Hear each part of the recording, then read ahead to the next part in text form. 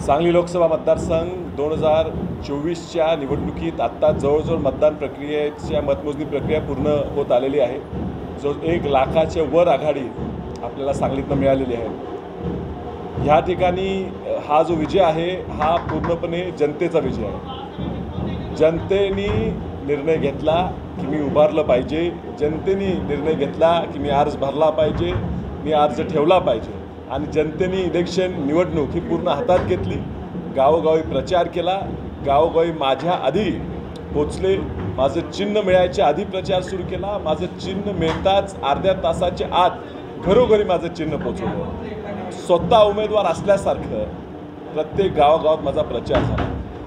एवढ्या मोठ्या प्रमाणात जे लोकांनी साथ दिलेली आहे ही साथ पाहून मी पूर्णपणे भारावून गेलेलो आहे।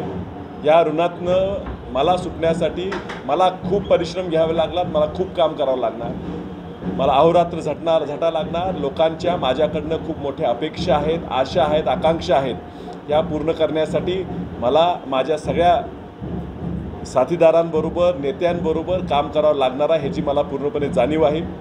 मला मोठी साथ या ठिकाणी प्रकाश उर्फ बाळासाहेब आंबेडकरांनी पाठिंबा देऊन दिली। ते स्वतः आता त्यांच्या मतदारसंघात मागे चाललेले आहेत, त्याचं दुःख आहे, पण ह्या संविधानाचं रक्षण करायसाठी मला त्यांनी पात्र समजलं, मला पाठिंबा दिला। त्या पाठिंब्यामुळेच मी त्यांना आभार मानतो आणि संविधानाचं रक्षण करण्यासाठी मी लोकसभेत चाललोय ह्याचा मला सार्थ अभिमान आहे।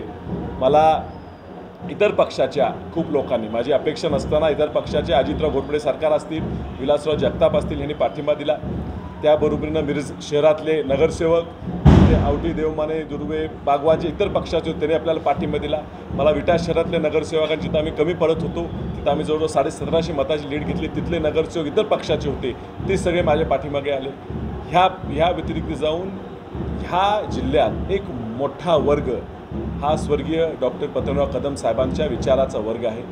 हा सगळा वर्ग मला त्यांचा मुलगा असल्यासारखा, मी जवळचा असल्यासारखा मला जपून मला ह्या ठिकाणी त्यांनी मोठं मताधिक्य जिल्ह्यातनं दिलं। हे सर्व कार्यकर्त्यांचा मी 100% ऋणी आहे। स्वर्गीय आर.आर. आबांचं जे गट आहे, ज्यांचा जो विचाराची लोक आहेत, त्या लोकांनी मोठ्या प्रमाणात आम्हाला ह्या ठिकाणी पाठिंबा दिला। त्यांच्या मतदारसंघात जो मावळत्या खासदारांचा सुद्धा मतदारसंघ आहे, त्या मतदारसंघात सुद्धा जवळजवळ 14,000 मताचं मताधिक्य आम्हाला मिळालं, हे त्याचंच एक प्रतीक आहे। हे पलीकडे जाऊन आज अनिल भाऊ बाबर यांना मानणारा एक मोठा वर्ग त्यांच्या मतदारसंघात आहे। त्यांच्या मतदारसंघात सुद्धा जवळजवळ 18,000 मताचं मताधिक्य हे त्यांच्या मानणाऱ्या वेगवेगळ्या पक्षातल्या लोकांनी आपल्याला दिलं। या ठिकाणी सांगली जिल्हा काँग्रेस, सांगली जिल्हा शहर काँग्रेस या सगळ्या पदाधिकाऱ्यांनी, प्रत्येक कार्यकर्त्यानं काँग्रेस पक्षाचं चिन्ह नव्हतं हा खूप मोठं दुःख हे ह्या सगळ्यांच्या मनावर असताना नवीन चिन्ह काँग्रेस पक्षाचा उमेदवार म्हणून विशाल पाटलांना त्यांनी पुढे नेलं आणि त्यांनी निवडून आणलं। ह्याच्या मागे त्या पक्षाची संघटना आहे। डॉक्टर विश्वित कदम यांच्या नेतृत्वाखाली गेल्या 2-4 वर्षापासून आम्ही ह्या पक्षाची बांधणी करतो। आम्ही सगळे गटतट विसरून आम्ही निवडणूक जिल्हा बँकेची असेल, बाजार समिती असेल, अन्य निवडणुका असेल, आम्ही ताकदीनं लढतो आणि ह्या ताकदीनं लढलेल्या निवडणुका ह्या आम्ही लोकसभेत सुद्धा यश आणू शकतो का हे दाखवण्यासाठी आमचा प्रयत्न झाला आणि ह्या लोकसभेच्या निवडणुकीत मोठा मताधिक्य आम्हाला मिळालं। विक्रम दादा असतील, पृथ्वीराज पाटील असतील आणि खास करून आमच्या घरातल्या जयश्रीताई वहिनी असतील, आमचं पूर्ण कुटुंब या ठिकाणी राबलं। प्रतीक दादा, आमची आई, आमचे घरचे सगळे हे राबले। आज वसंतदादांचा विचार हा धोक्यात आणण्याचा प्रयत्न कुणीतरी करायचा प्रयत्न करत होतो। आमच्या आघाडीतल्या काही नेत्यांनी सुद्धा जाणून बुजून ह्या ठिकाणी माझा पराभव होईल यासाठी षडयंत्र रचलं। हे षडयंत्र असं रचलं की आम्हाला अडचणीत आणण्याचा प्रयत्न केला, आम्हाला पाडण्यासाठी वेगवेगळे व्यूहरचना रचल्या, भाजपबरोबर बैठका करून त्रास दिला गेला, पण जनतेने ओळखलं आणि जनतेने आम्हाला दारलं।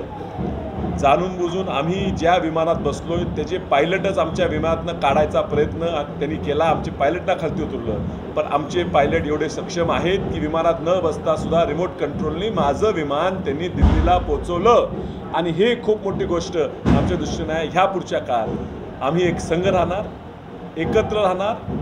ही जी एकी झालेली आहे ही तात्पुरती नाही आहे, ही कायमची एकी आहे। डॉक्टर विश्वित कदम यांच्या नेतृत्वाखाली ही सांगली पूर्णपणे काँग्रेसमय झाल्याशिवाय आणि ह्या सांगलीतनं राज्याचं नेतृत्व निर्माण केल्याशिवाय आम्ही शांत बसणार नाही। धन्यवाद।